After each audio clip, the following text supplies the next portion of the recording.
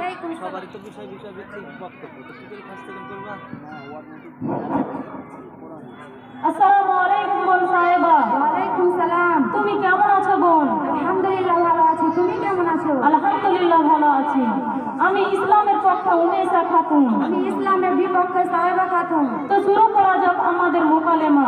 না দেরি না, এবার আমাকে কলেজে যেতে হবে। আরে সাহেবা জি, আসসালামু আলাইকুম। ওয়ালাইকুম সালাম। তুমি এত সকালে কোথায় যাচ্ছ? হাতে বেগ চোখে চশমা। আর বলো না উমেশা, আমি এখন কলেজে যাব। তা সাহেবা, আজ তো রবিবার, তুমি কলেজে গিয়ে কি করবে? আরে উমেশা, আজ কলেজ হবে না তো কি হয়েছে? আজ আমার বন্ধু বান্ধবীরা আসবে, সেখানে গিয়ে কত মজা হবে। তুমি কি যাবে আমার সাথে? নওজুবিল্লাহ নওজুবিল্লাহ, তুমি মুসলিম ঘরের মেয়ে হয়ে এসব কি বলছো? তুমি জানো না একটা মেয়ে যদি একটা বেগানা পুরুষের সাথে মেলামেশা করে তাহলে কত বড় গুনাহ হয়? তাছাড়া রাসূল এবং আল্লাহ তাআলা তাদের প্রতি নারাজ হন। তোমাদের তো একটা রোগ, তোমরা বলো বন্ধুদের সাথে উঠা বসা করলে নাকি গুনাহ কাজ হয়। তোমাদের তো কিছু করার মতো নাই, কেন এটা কি কোরআন হাদিসে আছে? আর তোমাদের একটাই রোগ আছে, তোমাদেরকে শরীয়তে কিছু কথা বলতে গেলে তোমরা বলবে কিনা এটা কি কোরআন হাদিসে আছে? তাহলে শুনুন কোরআন কি বলছেন। সূরা আন-নূর 18 পারা 30 নম্বর আয়াতে আল্লাহ তাআলা তার পাক জীবনে বলছেন, মুমিনদেরকে বলো তারা যেন তাদের নজর সংযত রাখে এবং তাদের জীবনকে সংরক্ষণ করে।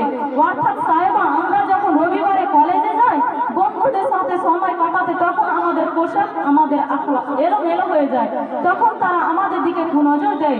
এছাড়াও আল্লাহ এবং রাসূল আমাদের প্রতি নারাজ হন। সত্যি তোমার এই কথা শুনে আমার একটা কথা মনে পড়ে গেল। কথাই বলে সামথিং এডুকেশন ইজ না অল্প বিদ্যা ভয়ঙ্করী প্রমাণিত হয়েছে। হ্যাঁ সাহেবা, এটা মানতে হবে, কিন্তু এটা তো মানতে হবে তুমি যেটা জানো আমি জানি না, আর আমি যেটা জানি তুমি জানো না। উমেশা, এটা ঠিক তুমি কি জানো বলো তো একটু শুনি। যেমন সাহেবা, আল্লাহ তাআলা আমাদের উপরে 5 ওয়াক্ত নামাজ ফরজ করেছেন, তার জন্য আমাদেরকে ওযু করতে হয়। ওযুর কিছু ফরজ আছে, আবার নামাজেরও কিছু ফরজ আছে।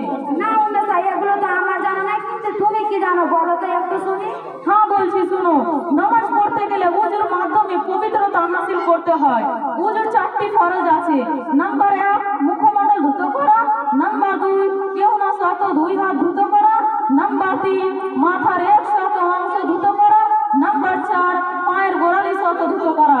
তাছাড়া নামাজের 13টি ফরজ আছে। নামাজের মধ্যে 6টি এবং নামাজের বাইরে 7টি। এগুলিকে ছন্দ করা বলা হয়েছে।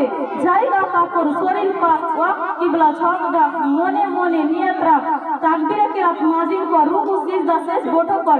এইগুলিকে এক এক করা বলা হয়েছে। নাম্বার 1 শরীর পাক, নাম্বার 2 কাপড় পাক। এই হলো নামাজের 13টি ফরজ। আরে বাহ উমেশা, তুমি তো ভালোই জানো, তাহলে আর কি কি জানো বলো তো একটু শুনি। তুমি কি আমাকে শোনাবে? কেন শোনাবো না, অবশ্যই শোনাবো। তাহলে শুনো সাহেবা, আল্লাহ তার পাক জুমানে বলছেন সূরা আম্বিয়া সূরা আল ইমরান, যার অর্থাৎ সমস্ত নফসকে একদিন মৃত্যুর সাথে গ্রহণ করতে হয়, তাই আমাদেরকে আখিরাতের জন্য কিছু অর্জন করতে হবে। তাহলে আমাকে আখিরাতের জন্য কি কি করতে হবে? সর্বপ্রথম আমাদেরকে 5 ওয়াক্ত নামাজ পড়তে হবে, তারপর আমাদেরকে ঈমানদার হতে হবে, অর্থাৎ আমাদেরকে রাসূলের দেখানো পথে চলতে হবে। আচ্ছা উমেশা, এত কিছু তুমি কোথা থেকে শিখলে? কেন, আমাদের কুল্লিয়াতুল ইসলাম তালিম মাদ্রাসা থেকে শিখেছি। আমিও তোমার মতো শিখবো, তুমি কি শিখাবে আমাকে? কেন শেখাবো না, তুমি সময় দিলে শিখাবো। আরে উমেশা, আমি তো কলেজে যাই, আমি কখন শিখবো? তুমি সপ্তাহে 6 দিন তোমার আখলাক, তোমার পোশাক পরিষ্কার রেখো, কলেজে যাই। কেননা আমার নবী তার পাক জুমানে বলছেন, তোমাদের মধ্যেও ব্যক্তি উত্তম যার আখলাক চরিত্র ভালো। তুমি কুল্লিয়াতুল ইসলাম তালিম মাদ্রাসা তুমিও শিখতে পারবে ইনশাআল্লাহ। আরে বাহ উমেশা, তুমি তো ভালোই যুক্তি দিলে। আজ তো রবিবার, কলেজে গিয়ে লাভ হবে না, তোমার সাথে মাদ্রাসাতে যাব। তাহলে চলো, এত সময়ে আমাদের মক্তব সাহেব পড়াতে বসে গিয়েছে। হ্যাঁ যাওয়া যাক তাহলে। শ্রদ্ধেয় সর্দার মণ্ডলী, আমরা আমাদের এবং আমাদের ভাই বোনদেরকে আখলাক চরিত্র বানাবো, তৈরি করব, শিক্ষিত করব ইনশাআল্লাহ। কেননা হাদিস পাকে লেখা আছে, তোমাদের মধ্যেও ব্যক্তি উত্তম যে কোরআন নিয়ে শিখে এবং অপরকে শিক্ষা দেয়। আমিন। সুম্মা আমিন। আসসালামু আলাইকুম ওয়া রাহমাতুল্লাহি ওয়া বারাকাতুহু। বারাকাতুহু।